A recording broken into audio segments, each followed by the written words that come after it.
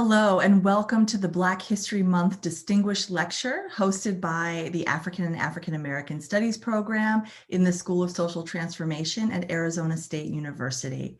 Please note that this event is being recorded. My name is Dr. Mako Fitz-Ward and I'm an assistant professor of African and African American Studies and Women and Gender Studies. And I am so delighted to welcome you to the final event in a series of celebrations of the Black radical intellectual and activist traditions. Our series featured events on the history of Black student protests here at ASU, the lasting contribution of radical intellectual Cedric Robinson, and today we're so happy and welcome our distinguished Africana philosopher, shall we say, friend of many of our colleagues here in SST, Dr. Lewis R. Gordon. Past event recordings are located on the SST website, which I'll post a link to in the chat. I want to also thank our many co-sponsors, the Philosophy Program and Anti-Racism Committee in the School of Historical, Philosophical, and Religious Studies, the College of Integrated Sciences and the Arts, the Center for the Study of Race and Democracy, the School of Politics and Global Studies, and the School of Humanities, Arts, and Cultural Studies. I want to extend a special note of gratitude to my colleagues, Professors Cheshire Calhoun, Victor Peskin, Patricia Huntington, Luis Mendoza, Lois Brown, and Jackie Martinez for their commitments and support in making this event possible. Students that are joining us for today's lecture will be entered into a raffle to win a copy of Dr. Gordon's newest book, Freedom, Justice, and Decolonization. So I'll be sure to reach out to the winner after today's webinar. Dr. Gordon will be joined in conversation by Professors Lisa Anderson and Patricia Huntington. Dr. Anderson is Associate Professor of Women and Gender Studies and African American Studies and the Deputy Director of the School of Social Transformation. Dr. Huntington is Professor of Philosophy and Religious Studies in the School of Humanities, Arts, and Cultural Studies. Welcome, Dr. Anderson, who will introduce our distinguished lecturer. Thank you so much, Dr. Ward, and thank you for all that you did in organizing the excellent events that we've had for Black History Month. Right now, I have the distinct pleasure of introducing our distinguished speaker for today, Dr. Lewis R. Gordon. I've known Dr. Gordon since we were both graduate students, and our conversations over the years have been illuminating and invigorating. As one of the founders of the Caribbean Philosophical Association, Dr. Gordon is known as someone who brings people together and fosters deep intellectual community. Dr. Gordon is currently professor and head of philosophy at the University of Connecticut and an honorary professor in the Unit for the Humanities at Rhodes University in South Africa. He received his PhD in philosophy from Yale and began his academic career at Purdue University. He has previously taught at Brown and Temple before arriving at the University of Connecticut. He has also had a visiting appointment at Toulouse University in France.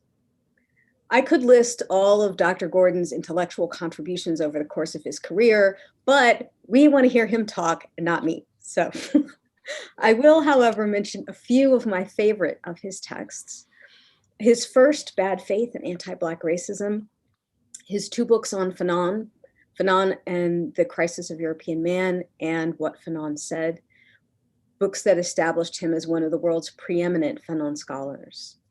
And finally, Her Majesty's Other Children, an early collection of essays that I reread and reread for fun, actually. Today, Dr. Gordon will talk with us about his most recent book, Freedom, Justice, and Decolonization. Please join me in welcoming Dr. Gordon. Thank you so much, Dr. Professor Anderson. Thank you, Dr. Ward, for all the work you've been doing. And Patricia Huntington, it's so wonderful, Professor Patricia Huntington, to see you. I begin, of course, by saying, Yaate. We are, after all, I'm speaking to you in Phoenix, and forgive me if I did not pronounce it properly, Yaate.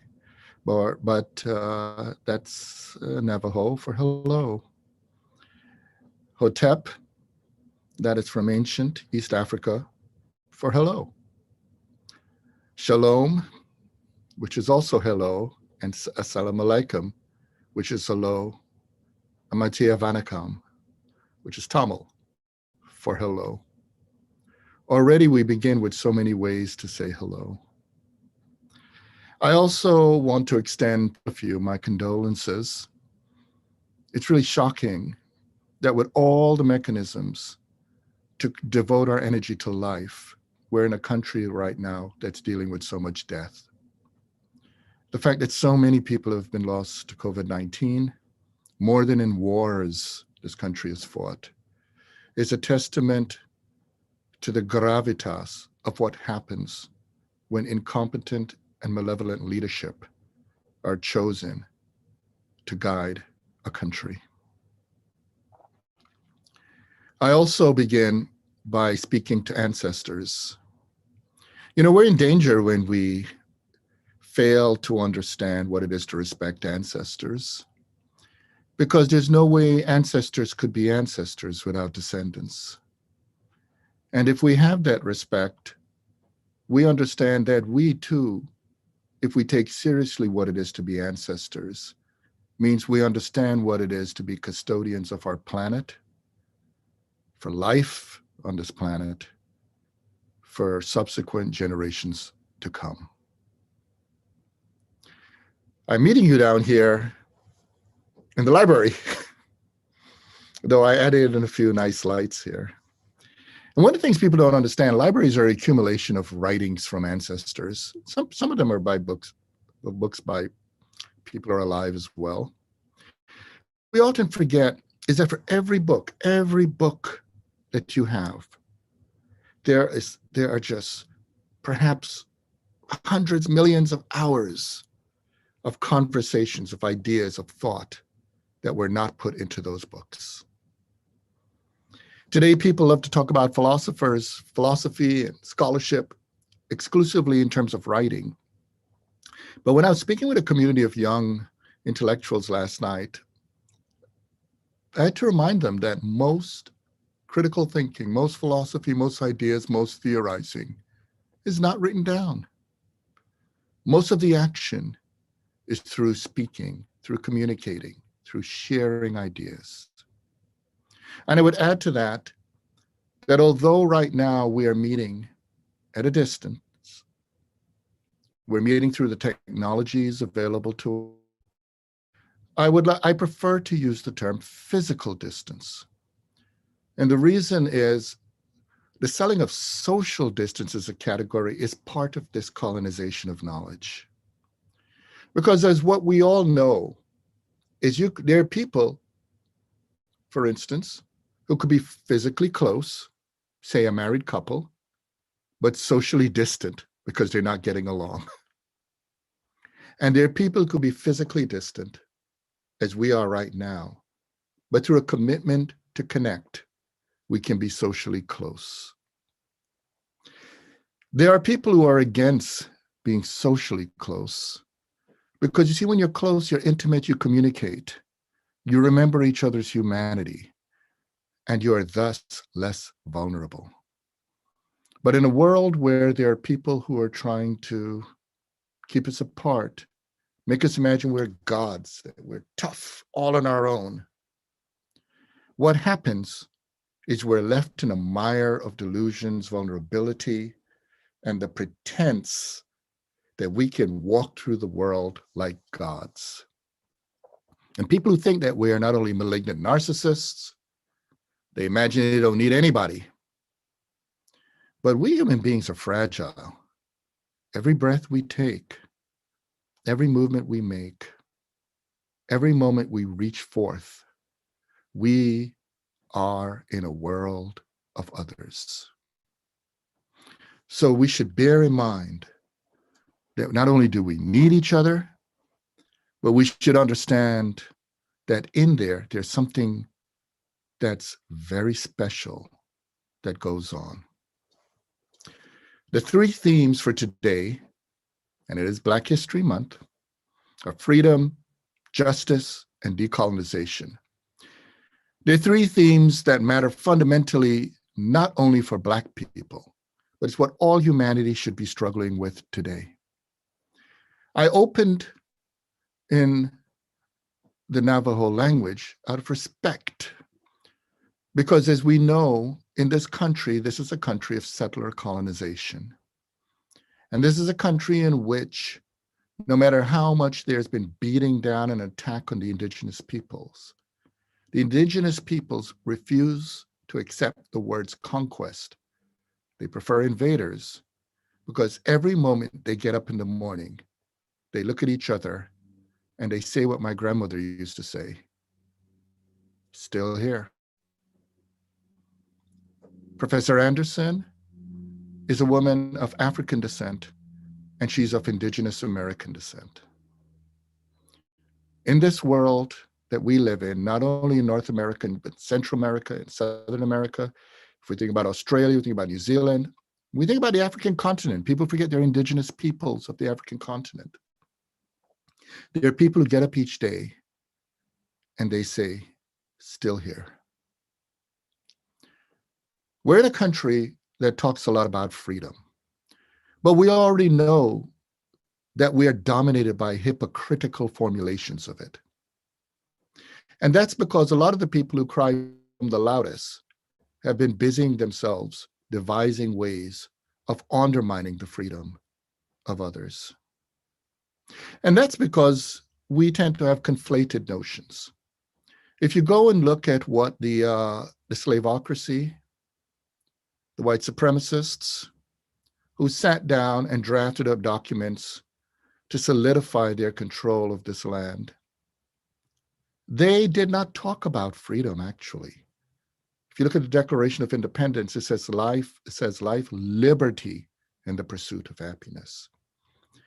And so I'm going to speak shortly because I would like to speak with my colleagues, Patricia Huntington and Lisa Anderson. So I'm just going to define some terms.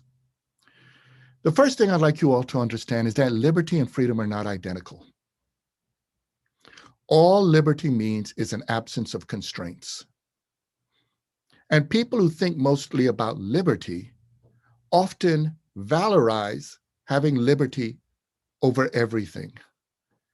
And those people confuse liberty with license. License is when you can do whatever you want, even if it harms others. Some of those people who stormed Capitol Hill on January 6th were not fighting for freedom. They were fighting for a presumed right to everything. They were fighting for their votes to count more than the rest of us. They were fighting for an imagined sense that they have a license that will make them so impugned, right? They'll make them so invulnerable to accountability that they could even take selfies. They could even pose. They could even put their foot on the desk of congresswomen and expect to have no repercussions. But a way to think of this distinction is to imagine being a prisoner. You see, if you're a prisoner and you escape, you have liberty. But so long as you're a fugitive, you're not free. So what is freedom? Well, you see, freedom is more complex than liberty. Freedom brings along the responsibility you have for others. Freedom is an expression of our humanity. When you're free, you can be manifested as who you are. You could be a Navajo, you could be a Choctaw, you could be, if you're in this African continent, you can stand proud out into the open as a Wolof, Xhosa person, as a Luo, a Kikoyo. In this country, you could be Nez Perce. But yes, you could also be African American. You could also be Irish American. You could be the whole spectrum of how to stand up without shame, precisely because you remember you're not a god, you're a human being. And as a human being, you live fundamentally with your incompleteness, with your limitations, but also the profound ability to reach beyond where you are. Part of the expression of freedom is in our communication, our language, our joys, and our ability to love. And so if we get back to the prisoner example, it's very funny. Whenever people escape from prison, the reason they're often able to be caught is because no matter how long they try to hide, everybody who escapes prison tries to get home. And this is a crucial element. By the way, I'm with Angela Davis here.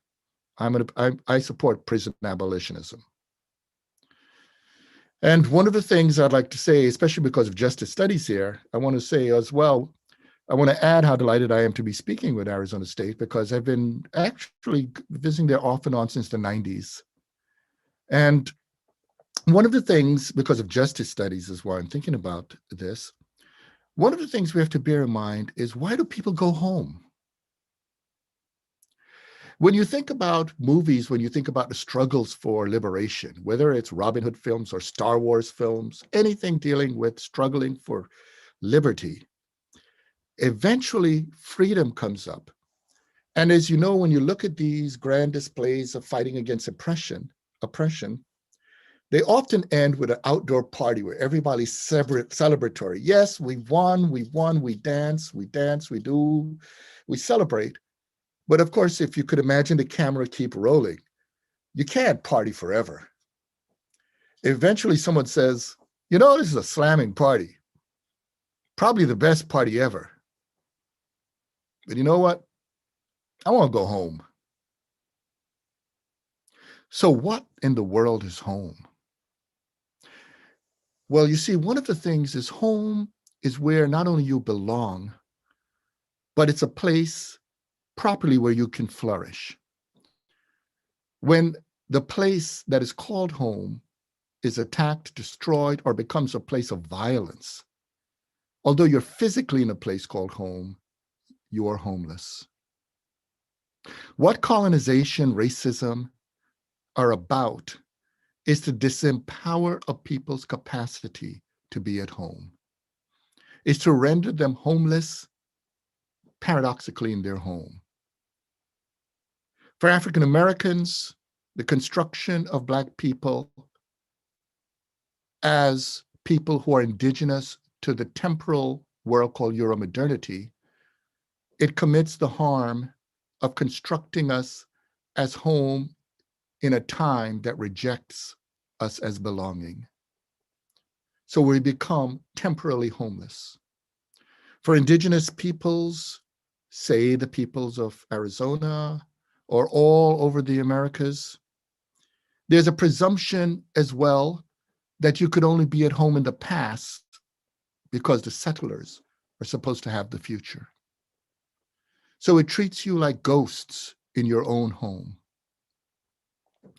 If we're going to fight for freedom, then we need to enrich our understanding of freedom, to understand what it is to bring to that freedom the dignity of being able to get up each day and to be in a home in which you can flourish as a human being. And this is why justice is important. But you see, the tricky thing about justice is many people think justice, and this is part of the colonization of knowledge, they think justice is something brought in as an idea by European settlers. And that's completely false.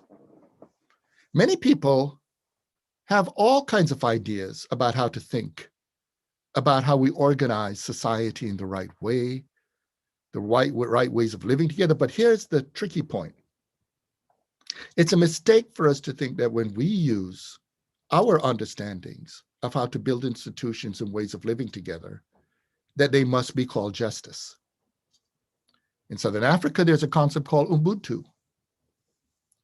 And even in Europe, the terms that are often translated for justice are not what ancient people of what we call Europe mean when they say terms like dikaisune, which is an ancient concept used among Greek-speaking people. It's not identical with justice. It's broader than that. And their view was connected more to ancient people in East Africa, who in the language of Medu Neter had a concept called Mait, A lot of people like to say Ma'at. They think it sounds more ancient, but it's Ma'at. And the thing about Ma'at is that Ma'at and many of the indigenous peoples of the Americas think in a similar way. It includes justice, but it's more. Because what's the point of justice if it doesn't celebrate life? What's the point of justice if it doesn't celebrate truth? What's the point of justice if it doesn't celebrate dignity? What's the point of justice if it can be used, just as it's used in the so-called institutions of justice in the United States, with double standards that put indigenous people in incarceration for doing the exact same things that many in the hegemonic or white dominant groups do every day and are celebrated as human beings? What's the point if just to even have contact with the so-called justice system, you increase the probability of death or incarceration if you're Black? And so beyond justice, you need truth, you need life, you need dignity, and you also need something that's linked in to Ma'at and some of the other terms that are used. You need breath. And that's no small statement during COVID-19, because so many are struggling to breathe. In fact, Franz Fanon said that people get up and fight because they find it increasingly difficult to breathe. People took to the streets last year under the banner Black Lives Matter because despite all of the dangers, they went with their masks because they witnessed a knee on the neck of a man for 8 minutes and 46 seconds as his ability to breathe disappeared. And so as everybody begins to talk and go and struggle, we begin to understand that the struggle to breathe, the struggle for freedom is nothing short of a struggle for actual democracy. And so I'm going to conclude with decolonization. Because as you could see with everything I've been saying, colonization and coloniality have everything to do with it. But you see, when we talk about colonization, we often talk about colonization and decolonization in very narrow terms. We often don't think about what it is to be locked or trapped into a very narrow framework of thinking that actually herds us over a cliff into language resources that affirm our degradation. We need to get rid of the ways of thinking ourselves that makes us into silos, into selfish creatures that are simply drones for a market. We need to understand what is to reach for each other and to think beyond the self, beyond the ego, as we reach forth and connect with a world in which we are able to see that there are always things greater than ourselves. And to illustrate this, I'm just going to talk, because it's Black History Month, about a woman I greatly admire. And when I tell her story, and I tell the story of her son, it, I hope, would offer some understanding of what many of you who may face difficult odds may consider when you decide to stand up and act. The woman I'm going to talk about is Harriet Bailey. Harriet Bailey was an enslaved woman in the early 19th century. And as you know, for enslaved Black women in the early 19th century, you know what it means. It means that you were treated as property, you were a thing. And as a thing, it meant the master could do as you saw, if you saw the movie 12 Years a Slave or read the book, the master says he could do with you whatever he pleases. And many did. And she was impregnated by the master and she had a child. And as it was the custom, the child was taken away from her. And as soon as she was able, she was put back in the fields. And that child was raised by first a wet nurse and then a grandmother. And when that child was around 7, he was put on a plantation that was 12 miles from where Harriet lived. Discovering through the grapevine among the enslaved, Harriet found out her child was 12 miles away. And although she labored from dusk till dawn, she took whatever little food she had and she walked 12 miles to spend time with that child, to feed that child, to nurture that child. One day she even defended the child against a very sadistic cook. And she did this for 6 months, and then she died. Now, many of you know that when children are ripped away from their parents, it doesn't matter the reason, the child often develops resentment to the parent. The child experiences abandonment. Even if the child knows that the parent was enslaved, the child somehow blames the parent. So what this woman did by visiting this child created something for this enslaved child that was a little different from for others. Because the world of enslavement basically says to this child, you are only valued the extent to which you're a commodity, the extent to which you're a thing of exchange value, the extent to which you could be sold, the extent to which you can be used. So what this woman brought to this child, because she couldn't sell him, she couldn't use him, she brought to this child the radical force of love. And this child went on and eventually, bolstered by this empowerment, stood up at the age of 16 and fought against his master. He eventually escaped and changed his name. And he was born this month in February. He's one of the reasons we celebrated it as Black History Month, because that child's name was Frederick Bailey, but you know him as Frederick Douglass. However, I didn't say the story was about Frederick Douglass. This is a story about Harriet Bailey. Because if you take from this the story of Frederick Douglass, you would miss the point. You see, Frederick Douglass, the child, could have said, I'm loved. I'm better than the other slaves. He could have been an obnoxious little schmuck. But you see, Frederick Douglass, and if you read his last autobiography, Life and Times of Frederick Douglass, he put the story of his mother up front. Because what Frederick Douglass understood was it wasn't simply the question of whether Harriet loved him. The real question is whether he valued being loved by Harriet.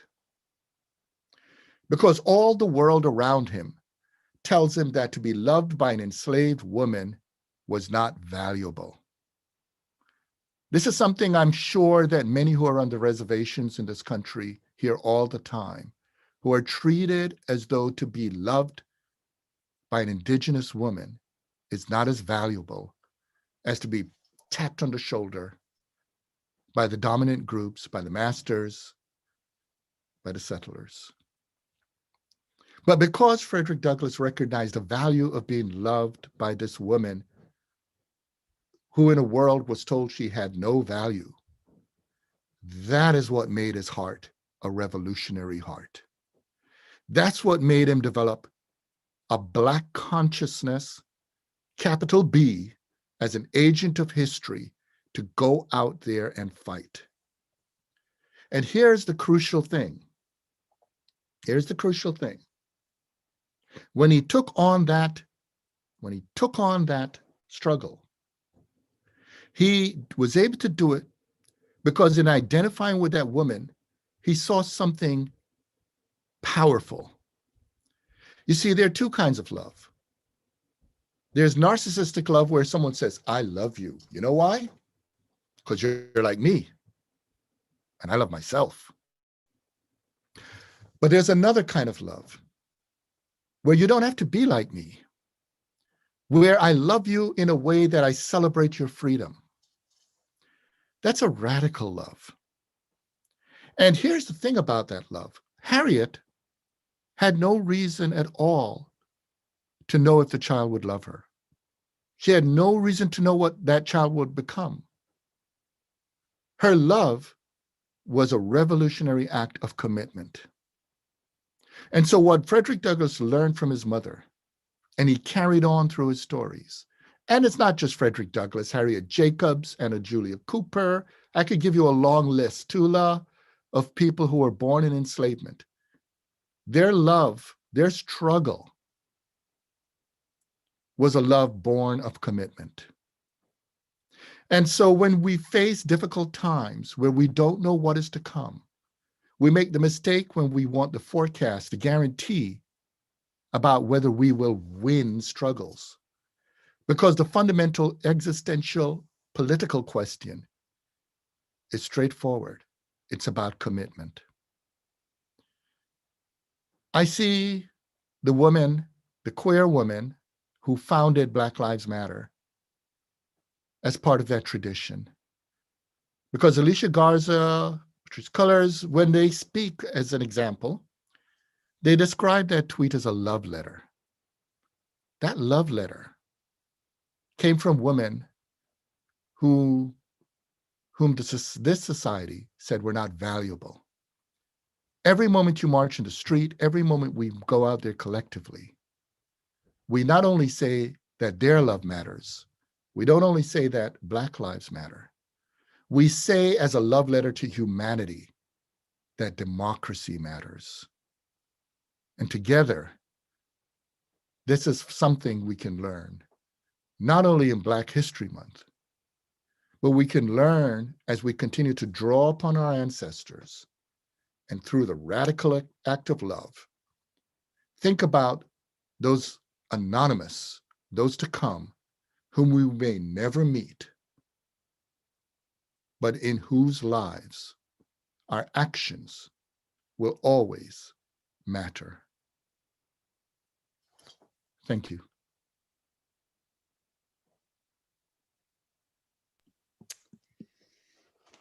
Well, Lisa and I decided that I would kick off the question and answer session. First, just thank you so much for that incredibly moving and beautiful talk, a love letter itself, if you will. Thanks to Dr. Ward and Drs. Anderson and to Drs. Gordon for inviting me to be part of this event. I want to start with the theme of contingency and also fear of contingency. I think that everything you've just said really reveals the theme of contingency as it courses through all of your work, because you spoke about the vulnerability of life, the fragility of life, but also in classical philosophical terms or existential terms, contingency means that we remain, or that freedom remains available to us. Human existence is not purely determined. So I beg everyone's indulgence while I take a few moments at the beginning before I move to a question, because I think it's important to convey the scope and integrity of your work. I believe, if I haven't miscounted, you've published 17 books so far, and you have another one that will appear very soon under the title Fear of Black Consciousness, and perhaps others in the works as well.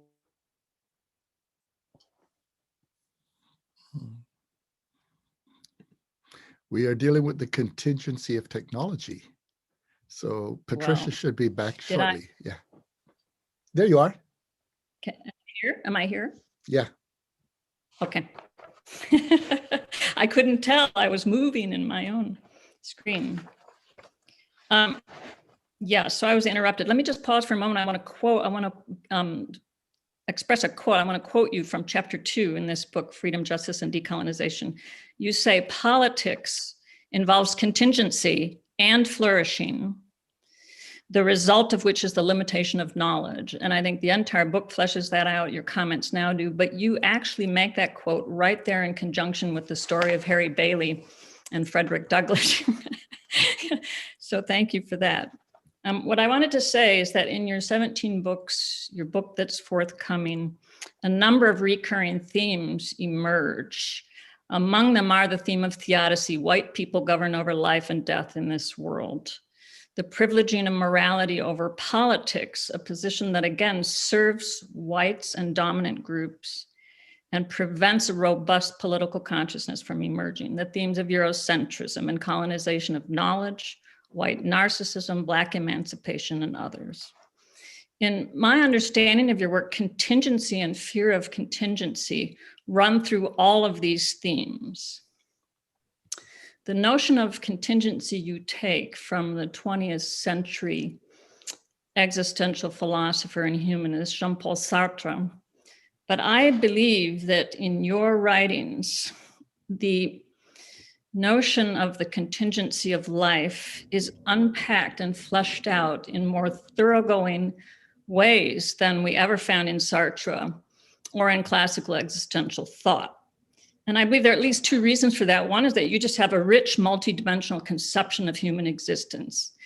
More or less, humans live in every register of life we can imagine, from the evolutionary to the cosmic and the social and the political and everything in between. But it's also because I think your work so decisively expresses a decolonial and anti-racist intent. So I think there's a sense in which your writings are all reflections, or can be understood as reflections on contingency. They're like untiring meditations on origins, how things originate, but more importantly on how we interpret origins in either fearful or creative ways. So the contingent nature of life does teach us that a past event, empirical or historical, did not have to happen, that there's no form of human existence that is purely necessitated. But the more important point moves beyond that. It's at the point about interpretation and lived existence. That is to say that human beings often interpret contingent historical developments as if they were purely necessitated, or we live as if they were purely necessitated. And colonial legacies obscure contingency. So I think your writings are an attempt to make visible in all sorts of registers of human existence the contingencies of reality, so that we might be able, right, to emancipate ourselves from the history of colonization. And I'm just going to mention a few. I know I'm taking a few moments, but as I said, I think it's really important to convey the larger corpus of your work. If we just think in the evolutionary register of life, something you do talk about, life as Homo sapiens, our species being, did not actually have to emerge. But the lesson is not simply that. It's not just an empirical fact, so to speak. The lesson you teach is that race is a product of colonial history. We don't have to even look at evolution or science, for that matter, through the lens of race. Race is neither predetermined by evolution nor divinely ordained. In the colonial historical register, we could say the African diaspora did not have to happen. Anti-Black societies did not have to emerge.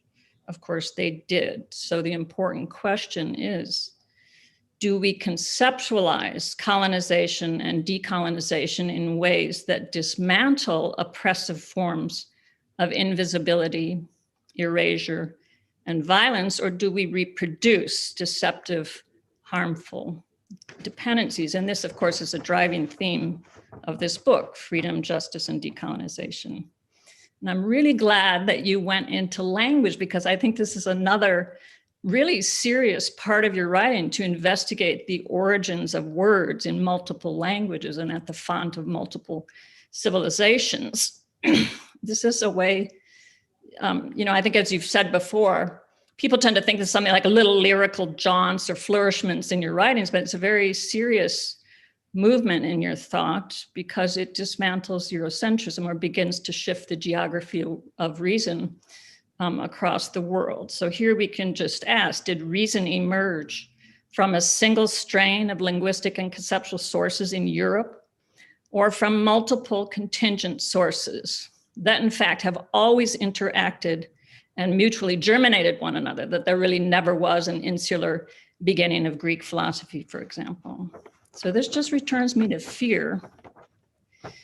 Fear of contingency underwrites themes of this book and in your other books: white narcissism, the hoarding of power, Eurocentrism, and above all, the need to beat down reason when it makes an appearance in Black consciousness. And we could add in Ubuntu, in South African thought, in India, in Asia, in the Mexica in Mexico, right? We can keep going.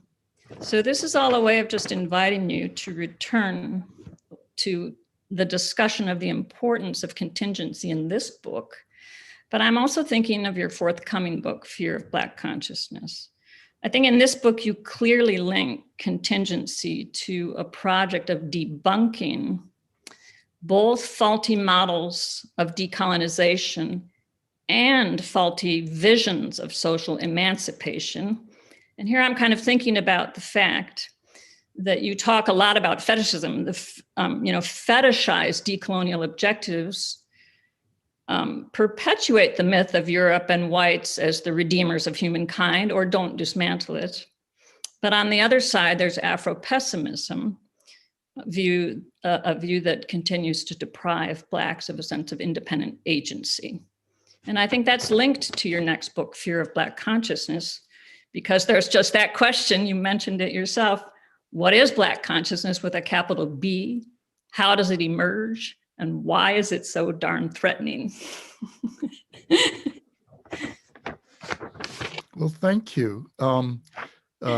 Professor Anderson, perhaps because given the time, I could just respond to both of you together. So could you, may I hear from you? Certainly. So I did want to remind folks that if you have questions or comments, please add them to the Q&A. And I also wanted to thank Jeannie and Kike for all of their work in organizing the events of this month.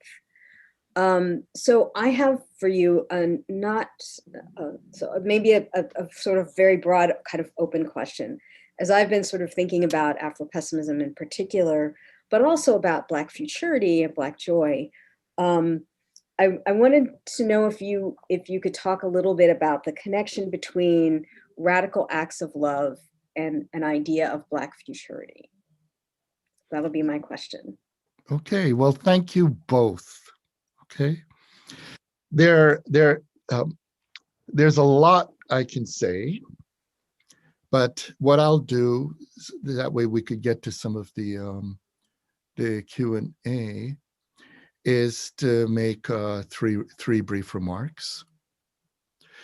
The first one is, it's pretty clear that in all my writings, I'm against idolatry.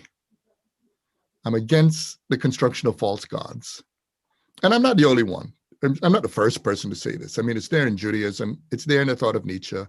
It's there in Aurobindo. It's there in a lot of African thought as well. It's, right? And, you know, it's funny. Idolatry often reflects a certain greed.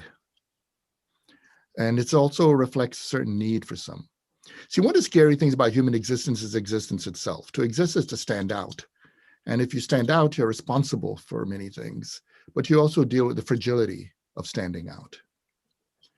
And so some people want to go back into being. They want to go back into the arms of their complete cocoon of protection. And it's funny, I could illustrate this by just bringing up two examples. One is I was on an honors thesis defense once, where the author had a chapter called What Do White People Want? And he went through literary discussions and all kinds of stuff. And I listened. I said, you know, a lot of people of color, and even some white people, have been pretty straight and to the point about what white people, not individual white people, white people as a construction, as an identity want. And he asked me, he said, well, what is it? And I said, everything. Everything. The sky, the moon, all time, nothing's to be out of bounds. I mean, what we saw, yeah, there were some people of color storming the Capitol the other day, but that was a revolt of whiteness. It's to say we're to have everything, right? Even the identity of being victims, yeah. Right? Everything. Now, the thing in terms of a response, yet there are several things in the book, Freedom, Justice, and Decolonization. And you probably notice a lot in the chapter, Reimagining Liberations. Because in that chapter, I make it very explicit that we need to raise the question of decolonizing, ironically, decolonial studies. Because there's a lot of decolonial studies that's really an expression of updated genealogical post-structuralism. And for the students are probably wondering, what is that? What is that? What is that? What is that? But it's where you look at the genealogy of power, and then they substitute coloniality instead of power, and you'll have the same arguments. However, there is a difference between genealogical post-structuralism and decoloniality. If you're at a conference together in genealogical post-structuralism, you're pretty much assured to have a majority white audience. But if you have a meeting together of decoloniality, you're pretty guaranteed to have a multicultural audience or multiracial audience. So even though I'm critical of certain things about decolonizing decolonial studies, it's through love. It's through an understanding that they're reaching out for those who have been under the heels of Euromodernity. Now, I think, again, to save time, I'll bring up a little illustration from Audre Lorde, from the Virgin Islands, the United States, one of our great thinkers of the 20s. A lot of people, there's so much to Audre Lorde that many people don't know, including her writings on the Soviet Union, all the way through to, I mean, people only know her for a small set of writings. But I'll use a very popular phrase. She's known for saying the master's tools cannot dismantle the master's house. Now, many people don't get it because they make the mistake of thinking all the tools are the master's. That damn master didn't know how to build a house. A lot of the people who were enslaved and brought over were skilled labor. There's a lot of African knowledge that went into building this country. There's a lot of indigenous language. If the indigenous people didn't show how to use the land, those settlers would have died. If it were everything from the porch to the kind of foods they eat all the way through, even the cotton gin. And if we also bring gender in the mix, we wouldn't even be having this conversation if Ada Lovelace didn't develop the algorithm for the computer, or Hattie Lamar didn't develop wireless technology. The list goes on. So you already see the picture here. Part of our colonization is to think it's only the master who had tools. So no, but here's the thing. So those are our tools as well. But here's the thing that's different. It's the logic of destruction. What if we say, you know what? Let's go build some better houses. If we have, our house has a nice disco ball, our house has some good food, people are dancing, have different values of how to be. A lot of people are going to say, yo, I want to hang out at that house. Before you know, the master is sitting alone in his house saying, yo, nobody's coming over. What's going on? I'm the master, damn it. People are like, they're partying at another house. The biggest fear of white supremacy, of colonialism, is not whether we hate them. The biggest fear is their irrelevance. Yeah. Building better houses makes them irrelevant. And building better houses is not simply about the streets. It's also about the ideas. A lot of the work Lisa Anderson is doing in her work, not only in Africana studies, in woman, gender, sexuality studies, her work in drama theory, et cetera, that's building another house. A lot of the work you do, Patricia, around the way you rethink the relationship instead of a north-south discourse, the fact that you're linking through the very question of gender through to West Asia, through to how we think indigeneity, the fact that you take the time to learn other languages, that's building another house. Justice studies, not everywhere has a school of justice studies. There are people trying to build different houses. They're not perfect houses, but they're there for people to have an intellectual home. We need to build better houses and to understand the humanity that they're not perfect houses. They're houses that are the condition of possibilities for others to continue building worlds in which they could live. And this is what connects to Lisa's point about Afrofuturity. Because you see, the mistake people make is they tend to talk about pessimism and optimism, and the existential critique is that both rely on forecast.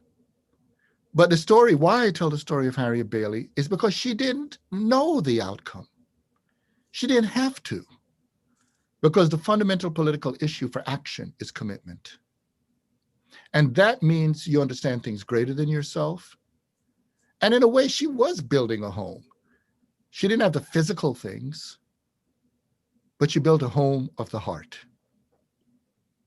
It's when we are able to deal with what you call that contingency, Patricia, and when we begin to think about all of us in terms of that connectedness. You know, humanity, the universe doesn't have any reason to care about us. Not a damn reason at all.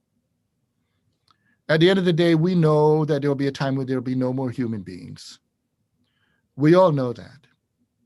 But the fact is, every moment we sit there and give ourselves a sense of value, from the fact that I wear the scarf, the aesthetic world is valuable. It reminds us that our joys matter. From the moment we take the time to communicate across great distances through these mediums, or simply the moment in which we get up and we continue on. Those are the manifestations of what is involved in the actual expressions in struggle for freedom.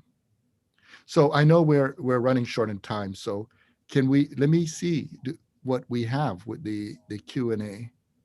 Oh, there are 10. Do you want to read them out loud, or? Well, Dr. Ward has, Lisa, Dr. Ward has compiled them in a document. Okay. The question about prison abolition, Dr. Ward's going to answer in the chat with resource links. Okay. Thank you, Dr. Ward. Yeah, she thinks a few of these have already been answered in your talk. Lisa, do you want to do this? And then maybe we should start with. I can do that. So I'm going to read out all of the questions, and then Dr. Gordon can sort of collect a response, and hopefully we'll be able to tap on to more than one of them. From Joseph Snyder, as a student of history, I'm interested in what kinds of decolonizing methodologies, I'm lifting this from the title of Linda Tuwahi-Smith's book, can we as storytellers use to produce more just, powerful, and truthful narratives? What would you suggest creators of history, written and material renderings, I suppose, keep in mind as we read, research, and compose? From Matt Nazarian, what is Dr. Gordon's advice to help struggling Armenian students going through this violent issue of colonialism in our task? From Dr. Cheshire Calhoun, when you were first describing freedom, you said that freedom brings in the responsibility one has for others. I wonder if you could say something more about the connection between freedom and responsibility for others. From Jacqueline Young, do you agree with Malcolm X that collective action is the best path to healing the sins of racism and making a community whole? His quote I'm thinking of, when I is replaced by we, then illness becomes wellness. And why don't I? You skipped over Jazz Ridley's question. So I think that Dr. Ward is going to respond to that question separately. Perhaps I'll check in with her. But Dr. Gordon, if you want to sort of. Well, sure. Well, thank you for the questions. One of the, in terms of the historiographical question, there's one of the things that we should bear in mind is that part of colonization is to narrow our vision. And one of the things we must understand is there's always more. W.B. Du Bois in Black Reconstruction in America pointed out the problem of thwarted historiography. There's a form of epistemological or knowledge damage done on many of us by making us think that the only people who are agents of history, the only people who fought were white. Many of us, even when we get the history of this country, don't realize that if it weren't for Black people fighting in the Civil War, the South would have won. The South would have won the Civil War. And the fact of the matter is, not just fighting on the battlefield, but there were many Black women, Black men, who not only went to the fields, but also found ways to get the resources and the strength to tie together for social change. I wrote a book called Disciplinary Decadence, in which, if you're interested, you could look through there, where I talk about disciplinary decadence is where we treat our disciplines as silos, as if they have the answers to everything. We idolize them. But the problem there is then if people don't fit our disciplines, we think there's something wrong with the people instead of questioning the methods of our discipline. And that's a form of problematizing of people. We need to think about how to relate to reality, which means to develop our disciplines to address the sufferings, the joys, the struggles of people. Now, if we're going to talk about many of these questions, the thing to bear in mind is one of the things I talk about, particularly in this book, Freedom, Justice, and Decolonization, is the distinction between moral and political responsibility. And so the thing about political responsibility is that political responsibility is about addressing our responsibility for institutions of power. You see, moral responsibility is all about yourself. But the irony and the complexity of political responsibility is you carry it as a society, whether you're the one who acted or not. And I'm sure there are going to be a lot of atrocities that are going to come out. They're going to be known when the actual auditing of the past 4 years of the Trump administration really comes out, because there's been a lot of misinformation and disinformation. And here's the horrific truth. Who's going to be responsible for that? And everybody's going to say at first, Trump, or they're going to say, you know, his aides and abettors. But here's the thing that many of us don't seem to understand. It's all of us who are going to be responsible. That is what political responsibility is. You don't get a free pass with political responsibility. It means we all have to take responsibility for the actions of what our society, right, inculcates, does. We bear that. Sadly, and it's brutally so, even the victims. Because ultimately, a lot of people think they could get off and say, well, I didn't do that to your people. But the thing is, we collectively bear the responsibility for setting things right. And so if we bring those questions together, then, one of the things we should bear in mind, just like right now when I speak, you know, when I teach my philosophy classes, I always, doesn't matter whether it's a graduate or undergraduate, I always begin with a selection of writings from at least 4,000 years ago. Now you may say, huh? Because everybody who studies Eurocentric philosophy believe that philosophy is 2,500 years old. They think a group of Greek-speaking dudes got together in Ionia and Athens and started philosophizing. But rather than telling my students that that is false, because part of colonialism is to make people epistemologically dependent, I simply make sure in my syllabi, I put a paragraph, at least, from ancient peoples on philosophy. And in a class I'm teaching right now, I put a paragraph from Antef. It's from 1900 BCE. A full, a good, you know what I'm saying? A good 1,000 years before you even have the pre-Socratics. And they simply read them. And we talk about it. So my students don't need to say, Professor Gordon said, because they read what Antef said. What's the point of people rattling off lists of what women did and what indigenous people did, but leave them as just abstract numbers and names? Really read the work, learn the languages, teach them. That is how we begin the pedagogical practice of decolonization. But beyond that, the political work is one in which you have to ask yourself, am I committed? And by committed, I don't mean in the sense that, you know, you're yoked. By commitment, I mean, are you moved for action? And you should bear in mind, if you do it with humility, if you don't do it arrogantly, you understand that you're part of something greater than yourself. And all is being asked from humanity is for you to do your part. And you don't have advanced knowledge of what your part is. But one day you get up and you'll be able to say, whatever my part was, I did my best. And wow, it's 5 o'clock. Well, your time, 4 o'clock. No, 3 o'clock. 3 o'clock. So I have one final question for you, Dr. Gordon, and this comes from Jesri Ridley. And they ask, how can one person of color hold another accountable on the prejudices given to another person of color, if we can do that at all?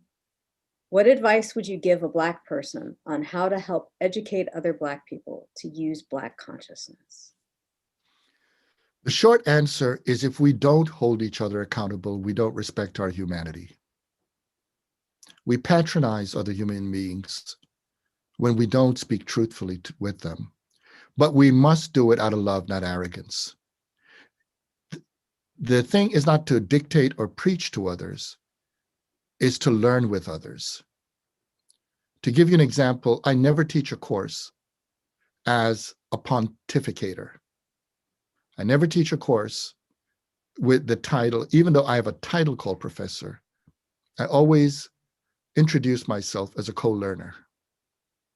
Because if people understand that you're learning together, you understand that you make mistakes along the way, but it means also that together we can make things better. And so with our fellow people of color, the thing what we have to understand as an act of love is that we're in it together and we'll learn together. And we should understand that within that process, the critical questions we're asking is not to harm, to damage, to be agonal, to beat down, but instead to be part of a community that grows.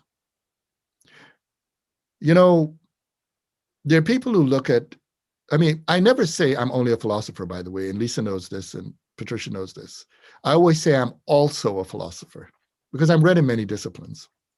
Because I consider the discipline of philosophy to be extraordinarily arrogant. I say I'm also a philosopher, and because of that, I also question the way a lot of philosophy is conducted. Many people look at philosophy as a fight. The philosopher comes in and knocks down the other's argument, and then the other defends her or his argument, and they duke it out. But here's the problem. You can win fights and be wrong. As we know, existentialists remind us, sometimes the so-called loser wins. Precisely because you can beat your chest that you've stomped somebody down, but all that shows is you're a schmuck. So there's another model.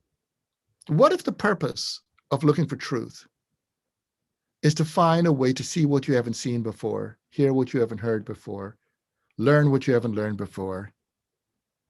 And you can only do that as a community through communicating and expanding that world. It means then that that communicative practice, that is that act of love. And so with our fellow people of color, and not only our fellow people of color, for everybody with whom we deal, that is what it means to meet the other as a human being. And at that moment, it doesn't mean that you always will so-called win, but the commitment involved in doing that means that you find yourself in the terrain of doing what is right.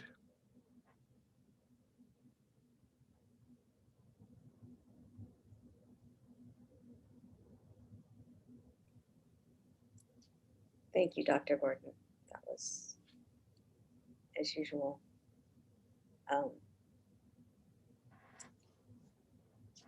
inspiring and thought-provoking.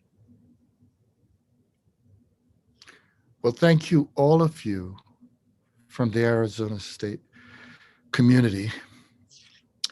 I wish you all safety, health, and despite the difficult times, joy. Remember your humanity. For every one of you, each day depends on you, every one of us, to make it a little bit better. Thank you.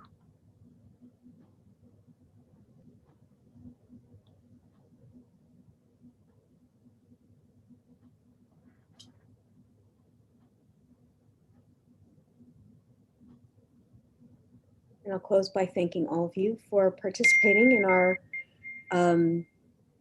talk this afternoon and for participating in our last event for Black History Month. The School of Social Transformation has a number of other events coming up, so please be on the lookout for them. Thank you all. Thank you to Jeannie and Kike, and to Dr. Mako Ward, Dr. Patricia Huntington, and of course, my dear friend, Dr. Lewis Gordon. Thank you, Dr. Anderson. Thank you, Patricia Huntington, Dr. Huntington, and again to the community. Thank you all. Be well.